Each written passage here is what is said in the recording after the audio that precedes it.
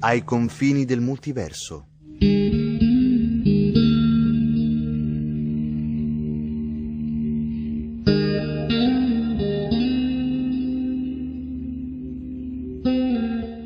Non mi considero uno sciamano o un maestro, o uno studente di sciamanismo a un livello avanzato, né mi considero un antropologo o uno scienziato. I miei libri sono la descrizione di fenomeni che è impossibile discernere in base ai presupposti della conoscenza occidentale. Non potrei mai spiegare che cosa Don Juan mi stesse insegnando se utilizzassi i soliti termini di causa ed effetto.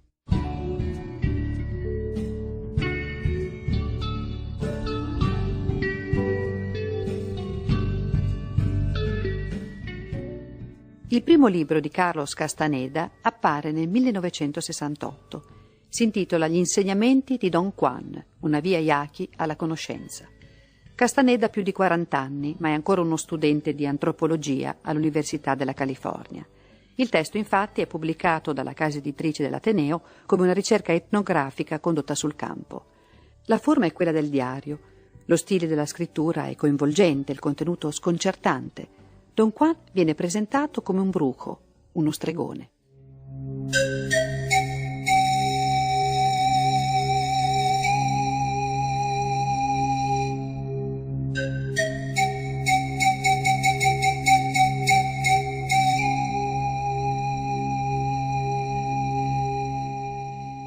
È cominciato tutto nel 1960.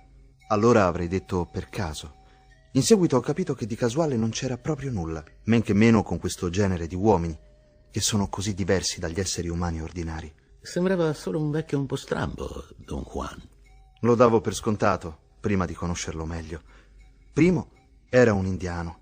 Secondo, un amico mi aveva detto che era un tipo eccentrico, anche se sapeva parecchie cose sul peyote. Io gli avevo creduto. Credevo a tante cose all'epoca. E credevi di saperla lunga. Avevo le mie ragioni, anche se poi si sono rivelate sbagliate. Così sei andato a parlargli. Volevo impressionarlo, fargli capire che ero uno studioso competente.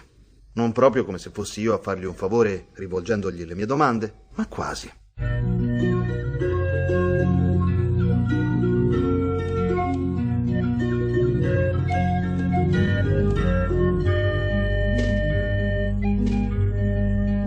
Eccomi qua, Carlos Castaneda, in viaggio nell'Arizona e in forza all'Università della California. Un giovane parecchio intelligente, un futuro luminare, forse. E lui un povero Yaqui.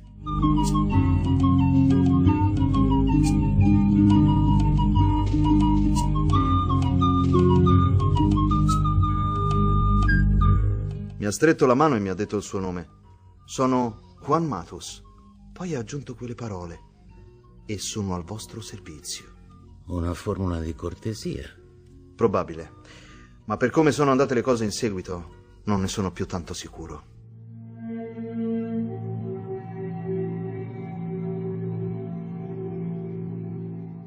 Castaneda non può nemmeno sospettarlo, ma il vecchio Yaqui ha visto in lui qualcosa di straordinario, un'aura particolare che lo rende un allievo dalle grandi potenzialità. Uno di quei rari individui che potrebbero arrivare ad essere a loro volta delle guide, dei Nagual.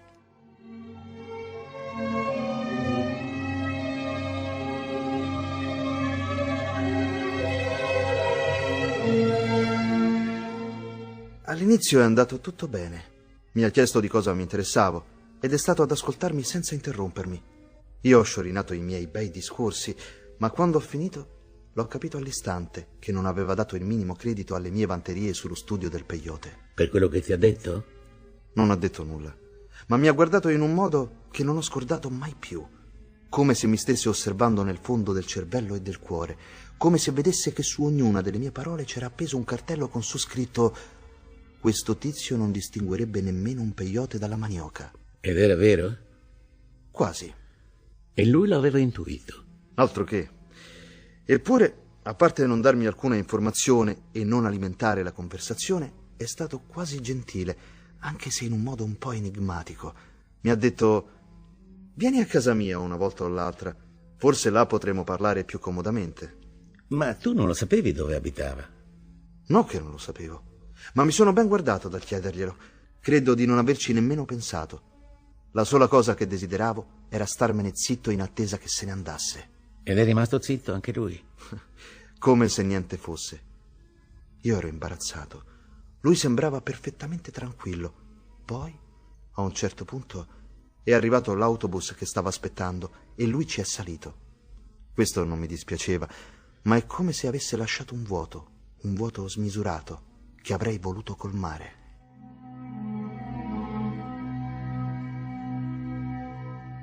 E il tuo amico che cosa ha detto? Mi ha consigliato di dimenticarlo. Inutile che lo cerchi, ti racconterà un mucchio di sciocchezze. A volte si divertono a prendere in giro noi bianchi. Sono indios, teste matte.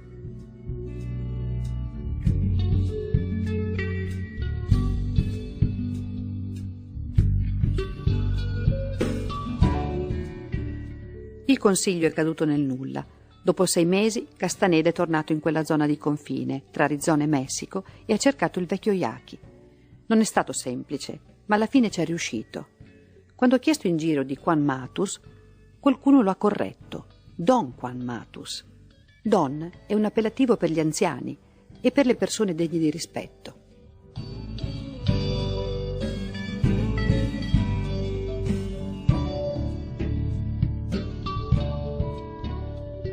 Sarei tornato anche prima, ma questa volta ho voluto documentarmi davvero.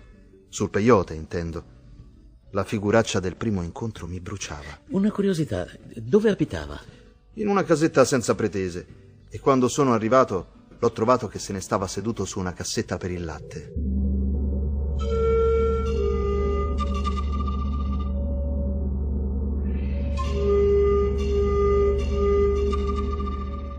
Si sarà sorpreso nel vederti. Per niente. Ha alzato la mano e mi ha salutato. E tu cosa gli hai detto? Innanzitutto mi sono scusato di avergli mentito. Poi gli ho spiegato che avevo letto tutto quello che c'era da leggere e che adesso ero preparato a incontrarlo. Ma lui si è messo a ridere. A ridere? Sì, come se gli avessi detto una cosa molto comica. E l'ha puntualizzato. Si rendeva conto delle mie buone intenzioni, ma mi sbagliavo ancora una volta. In realtà, ha detto, non c'è modo di prepararsi al nostro incontro.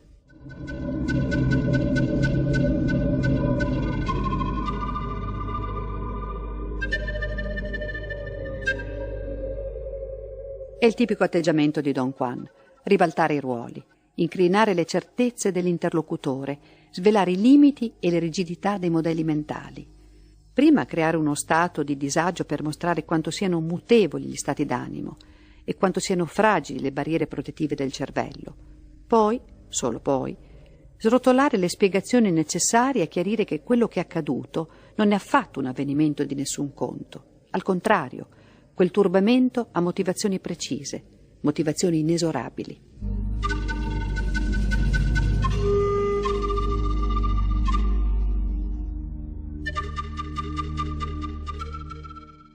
Mi diverteva moltissimo il suo senso dell'umorismo e all'improvviso mi spiazzava a tal punto che mi sentivo un perfetto idiota. Peggio, mi sentivo messo a nudo, costretto a guardare in faccia i miei limiti.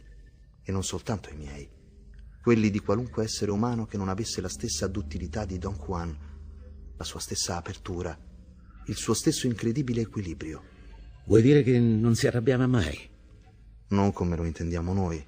Si poteva indurire se vedeva che non mi impegnavo abbastanza nel seguire le sue indicazioni, ma era anche molto paziente, e la pazienza, del resto, è la prima qualità del guerriero. Guerriero? Avevo capito che Don Juan fosse un brujo, uno sciamano, cioè una specie di stregone.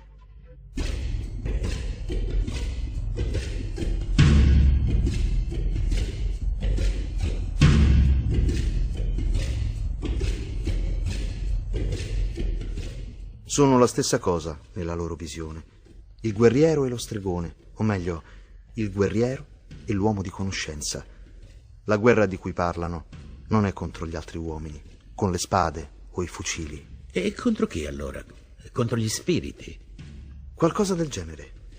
Ma è impossibile comprenderlo se non si accetta l'idea di partenza che la realtà è molto più complessa di come la vediamo. E il primo passo è proprio questo: imparare a vedere in un altro modo.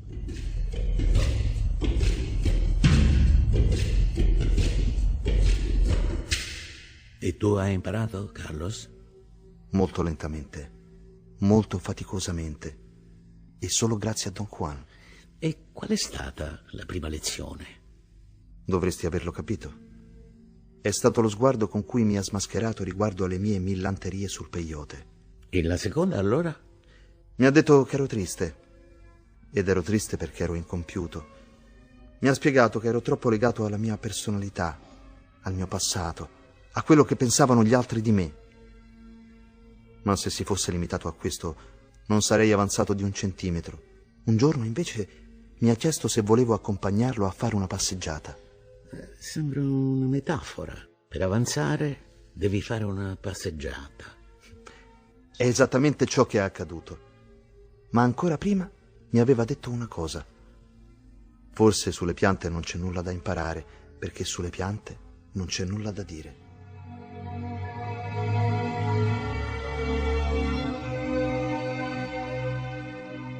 Ma questa sembra una sciocchezza, invece. L'ho pensato anch'io. Ma quando siamo andati a fare quella passeggiata, ho avuto delle cose ben più impegnative su cui riflettere. Quel giorno, il 28 dicembre del 1960, mi sono imbattuto nei primi presagi. Corvi che volano o che gracchiano. Essi, mi ha spiegato Don Juan, sono un presagio.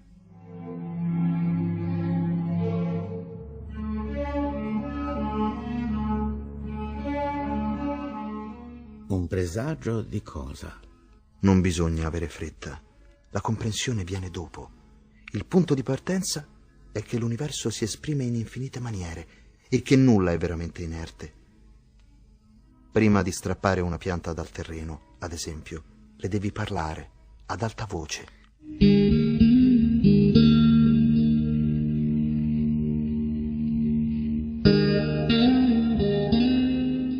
A pedirle che cosa? Non contano le parole. Quelle puoi anche inventarle. Conta il tono con cui le pronunci e l'intenzione con cui lo fai. Come con i bambini piccoli. Come se stessi cantando una canzone di cui ti ricordi solo la musica, o di cui stai creando tu stesso la melodia, al momento.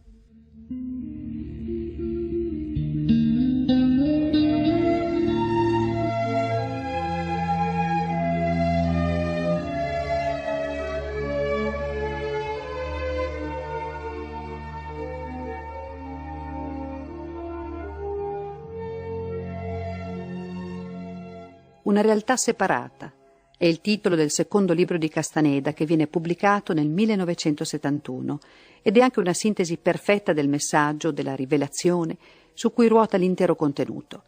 Le nostre percezioni abituali sono una minima parte di quelle possibili. Siamo animali col paraocchi. Siccome vediamo delle cose davanti a noi, ci convinciamo che non esiste nient'altro e ci sta bene così.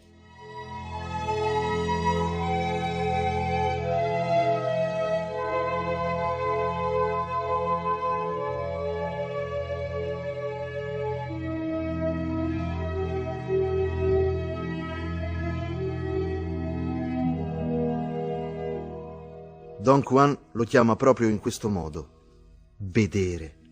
Ma non bisogna fare confusione. Non è una cosa che si fa solo con gli occhi. Quella si chiama guardare. E in cosa consiste, allora? Che cos'è che si vede? Immagini mentali, suoni o rumori che gli altri non sentono, sensazioni che ti attraversano. È un po' approssimativo. È inevitabile che lo sia, finché non lo sperimenti. Potrebbero essere solo suggestioni.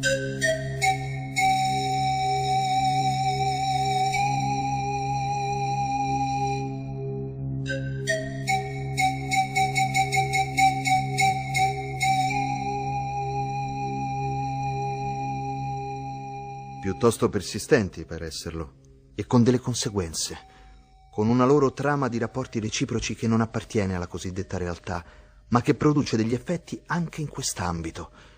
Le visioni sono solo nella mente? Forse. Ma quelle visioni possono uccidere un uomo, possono proiettarlo in dimensioni dalle quali non può più tornare. E allora, nel nostro mondo abituale, egli risulterà morto.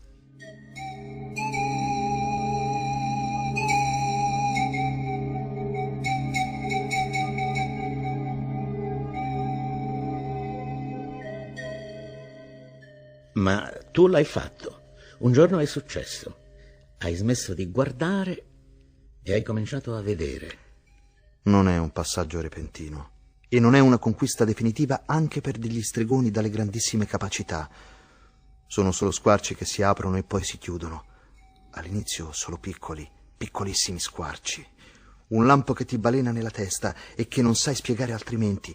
Una sequenza di immagini che si succedono a una velocità diversa da quella che ti aspetti, come fotogrammi di una pellicola che all'improvviso si mette a scorrere in modo accelerato o rallentato. Come si fa a essere sicuri? Non c'è nessuna sicurezza.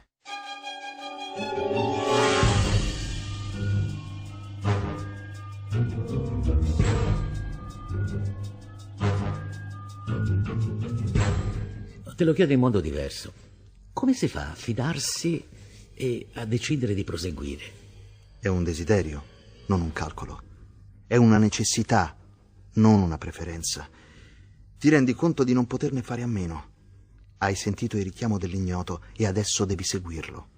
Anche se ti atterrisce, se ti causa dolore. Dentro di te puoi rimpiangere il tempo in cui lo ignoravi e anche maledire il destino che ti ha portato al punto in cui la strada si è biforcata, rivelandoti l'esistenza di quello strano bivio e spingendoti a incamminarti sul ramo della stregoneria. Ma il risultato non cambia. Non puoi più fare la stessa vita di prima. Tu ci hai provato, però. Tu hai tentato di dimenticare e di tornare a essere quello che eri. Ci ho provato e non ci sono riuscito.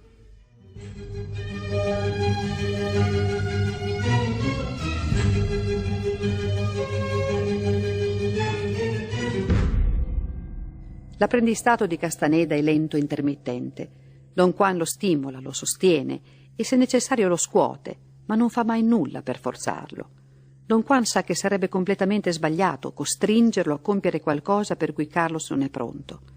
Don Juan è un maestro nell'alimentare il fuoco, ma ad accenderlo non deve essere lui, deve essere il suo allievo. E deve farlo innumerevoli volte, ricominciando ogni volta da capo, come con un braciere che resta esposto alle intemperie e finisce fatalmente per spegnersi, lasciando solo qualche manciata di cenere.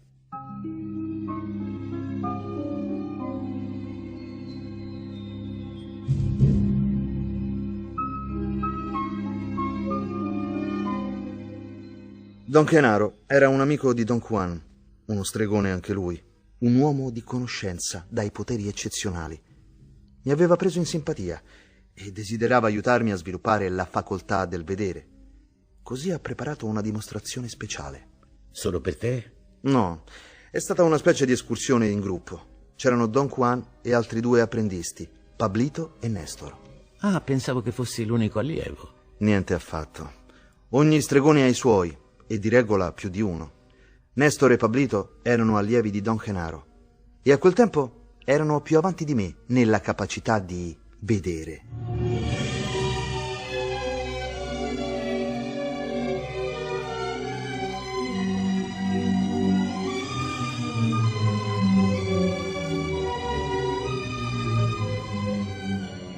L'escursione comincia con un tragitto in automobile lungo la strada che porta alle montagne occidentali. Quando arrivano sul posto è pomeriggio inoltrato. Lasciano l'auto nei pressi di un fiume.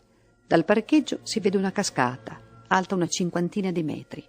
Il rombo dell'acqua è lontano ma potente. Uno scenario magnifico. Direttamente sulle nostre teste, un'enorme nuvola azzurro scura. Sembrava un tetto galleggiante. Aveva un margine definito, come un enorme semicerchio. A ovest, sulle alte montagne della Cordigliera Central, pareva che la pioggia cadesse sui pendii, come una cortina biancastra che ricadesse sui picchi verdi.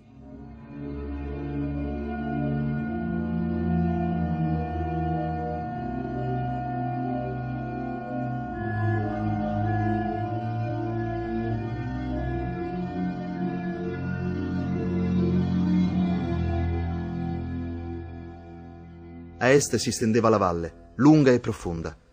C'erano solo nuvole sparse e il sole splendeva. Il contrasto era splendido.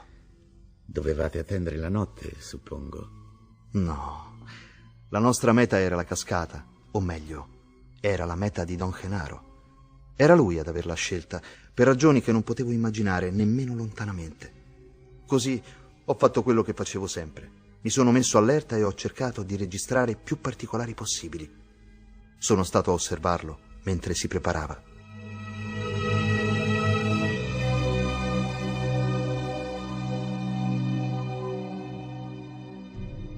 Don Genaro per prima cosa si lega attorno alla vita una cintura da cui pendono almeno 7 oggetti che sembrano piccole zucche. Poi si toglie il cappello mettendosi intorno alla fronte una fascia di lana multicolore, tra cui spicca soprattutto il giallo brillante.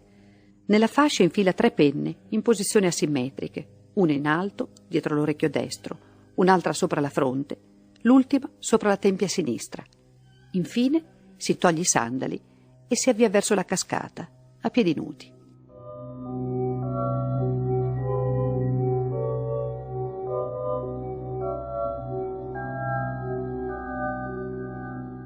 Si è arrampicato sulle rocce, avanzando lentamente, con estrema cautela. Era l'unico modo, del resto. E anche così restava un'impresa quasi impossibile. Non c'era abbastanza spazio, non c'erano abbastanza appigli. E a un certo punto, infatti, quello che temevo è accaduto. Don Genaro ha perso la presa. È precipitato? Ne ero certo. Per un istante, un lungo e interminabile istante, il suo corpo è penzolato nel vuoto. Poi ha allungato una mano e si è afferrato a qualcosa che però non riuscivo a discernere. Ha recuperato l'equilibrio, ma prima di riprendere a muoversi si è voltato verso di noi e ci ha lanciato un'occhiata. Un'occhiata strana. E che occhiata? Come per verificare se lo stessimo guardando. C'era qualcosa di stilizzato nel suo modo di farlo, ma io ho pensato che fosse solo imbarazzo. Don Genaro era un uomo già anziano, anche se meno di Don Juan, e ho creduto che si vergognasse di essere stato maldestro. Però ha proseguito. Lo ha fatto e si è sbilanciato di nuovo. Si è di nuovo girato a guardarci, ma ormai era arrivato parecchio in alto, su una linea che saliva a ridosso dell'acqua. Un fronte spumeggiante e fragoroso che doveva misurare 6 o 7 metri di larghezza.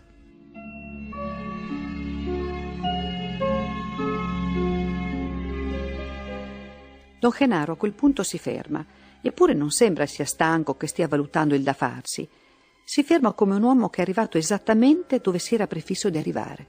Sono stato sul punto di chiedere a Don Juan che cosa stesse per fare, ma sembrava così assorto che non mi sono azzardato. Sedeva su un sasso, così come noi, e stava con la schiena perfettamente eretta, gli occhi semichiusi, le mani in grembo, la testa immobile, rivolta al suo amico, al suo compagno stregone. E il suo compagno alpinista. Di colpo, Don Genaro si è lanciato in avanti, nel mezzo dell'acqua della cascata.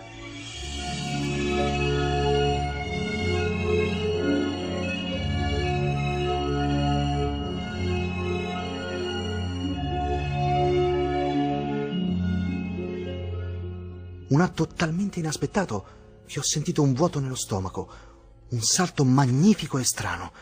Per un secondo ho avuto la chiara sensazione di aver visto una serie di immagini sovrapposte del suo corpo che formavano un volo ellittico nel mezzo della corrente. È solo il primo balzo. Don Genaro atterra su un sasso e ci resta appollaiato per alcuni minuti. Poi ne spicca un secondo e di nuovo si arresta su una roccia, rimanendo fermo come una statua. Mi sono sentito invadere dall'inquietudine, da un vero e proprio terrore, misterioso e straordinario. Ho temuto di non riuscire a controllarmi, ma Don Genaro ha compiuto un ultimo salto che l'ha portato dalla parte opposta della cascata.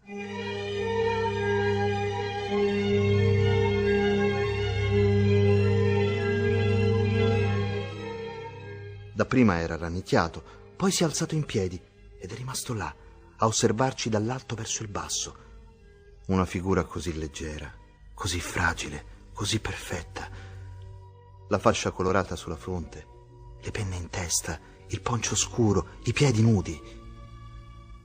Ho pensato che fosse l'essere umano più bello che avessi mai visto.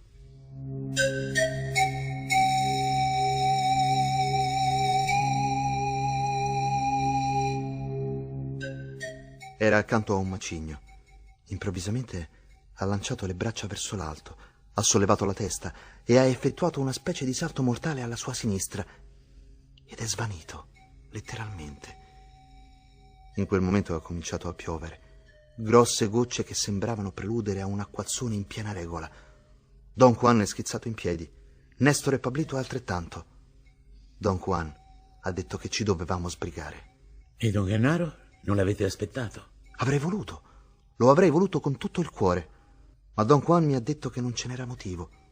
Ricordo le sue parole esatte. Lasciamolo stare, dovunque sia. Forse è un'aquila che vola verso l'altro mondo, o forse è morto lassù. Ora non importa.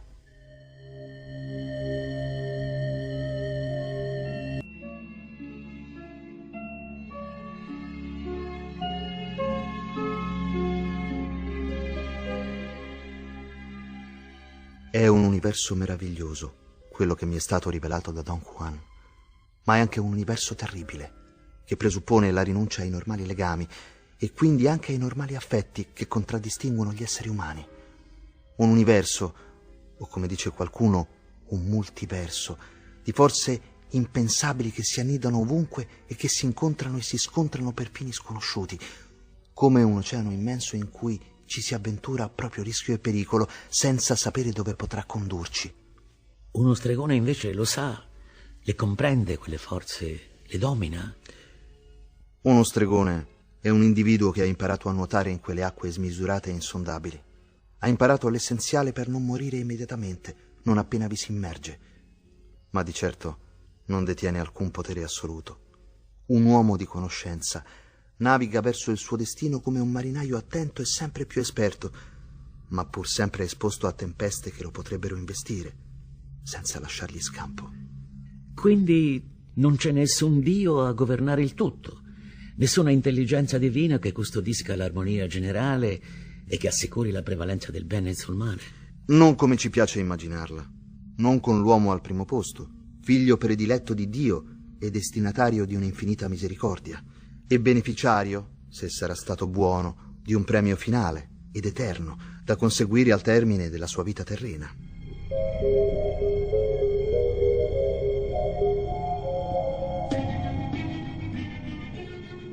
E Don Juan ad affermarlo. L'uomo non è esistito fin dall'inizio. L'uomo è apparso a un certo punto e questo lascia pensare che a un certo punto svanirà, oppure che si trasformerà in qualcos'altro. Il guerriero è colui che ha accettato l'idea di morire. Non può sapere quando accadrà, ma invece di angustiarsi ne fa il cardine della sua calma interiore. Il momento della morte non dipende da lui, ma tutto quello che farà in precedenza sì. E il pericolo è ovunque. È ovunque, perché ovunque ci può essere un'altra entità che persegue i suoi scopi, accrescere il proprio potere a danno di qualcun altro. È questo il fondamento di tutto? Il potere? Il potere e la consapevolezza, l'energia e la capacità di utilizzarla, in accordo con le forze che trascendono i singoli. Il mondo è disseminato di guerrieri, o di semplici cacciatori, o di animali da preda. Ciascuno di loro risponde innanzitutto a se stesso, e guai a chi capita sul loro cammino senza essere pronto ad affrontarli.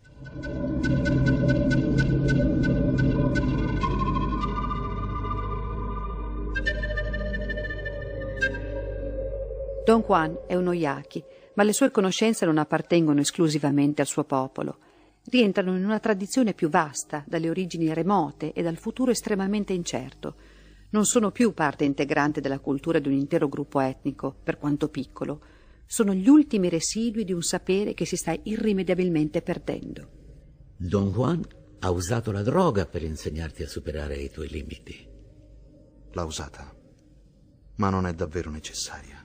E perché mai un uomo tanto saggio non ha trovato di meglio? Perché io ero un uomo molto stupido, totalmente aggrovigliato nei miei pregiudizi. Era come se stessi chiuso in un bunker e non fossi più capace di trovare la chiave, o di metterla nella toppa e di farla girare. La droga ha fatto da esplosivo, ha mandato in pezzi la serratura, ha scardinato la porta.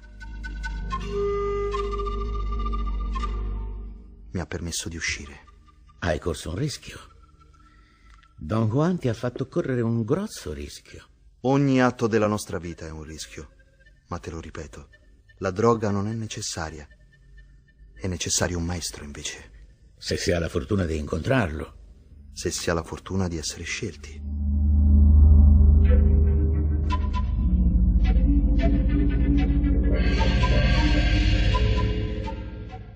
Don Juan afferma di avere uno scopo preciso nel prendersi cura di Castaneda e nello sforzarsi di trasmettergli determinate conoscenze e determinati poteri. Lo scopo è perpetuare il proprio lignaggio. Don Juan è stato iniziato dal suo mentore, Don Julián, e adesso cerca di fare altrettanto con Carlos. Nessuno può sapere quale sia il fine ultimo di uno stregone di questa natura. Essi imparano a entrare e a uscire dal mondo ordinario e hanno a che fare con forme di energia che vanno al di là di qualsiasi logica. Sarebbe un grave errore prenderli alla lettera. Eppure l'hai seguito, Carlos. Hai lasciato che ti guidasse, che ti plasmasse. Ho seguito la mia natura, quella che non immaginavo nemmeno di avere, al di sotto di tutte le mie illusioni su me stesso e sugli altri. Vivevo in un buco, come un topo del deserto, e ogni tanto andavo a zampettare in giro, in cerca di cibo o di chissà che altro. Un uomo, Carlos, non un topo. Un topo, e nemmeno dei migliori. Ma Don Juan mi ha dato l'occasione di cominciare a evolvermi. Diventando un guerriero. Quello è uno stadio successivo. Prima bisogna diventare un cacciatore. E qual è la differenza? I cacciatori vanno in cerca di prede, i guerrieri di avversari. I cacciatori hanno ottime probabilità di cavarsela, anche se si limitano solo a non fare errori. Il loro immenso vantaggio è che gli animali sono abitudinari. Il loro rischio è di adagiarsi nelle proprie certezze e di diventare anch'essi abitudinari, e quindi più facili da aggredire, da sconfiggere, da uccidere.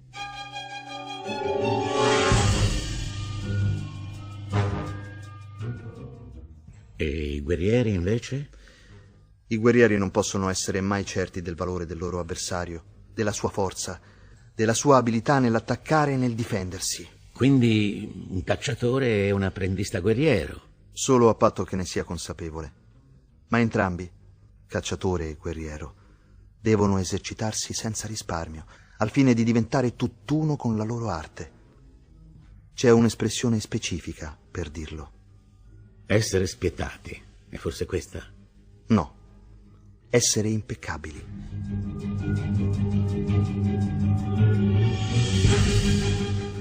E questo significa attenersi a una disciplina interiore costante e rigorosa, esercitare una vigilanza assoluta, affrontare le circostanze per come si presentano, senza farsi prendere né dalla paura né dalla smania di trionfare a tutti i costi. Ma prima di ogni altra cosa è necessario il coraggio. Mai nessuna paura in nessun caso. Non c'è bisogno di uno stregone per risponderti. Basterebbe un Boy Scout. Il coraggio non è la mancanza di paura, quella è incoscienza. Il coraggio è il dominio della paura, la determinazione di affrontarla ogni volta che serve, fino a sconfiggerla per sempre.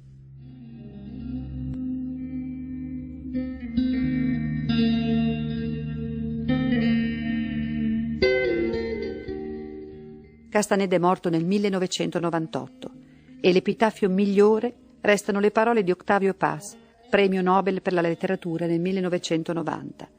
Non mi interessa la sua personalità, ma il suo lavoro, le idee, la filosofia, i paradigmi.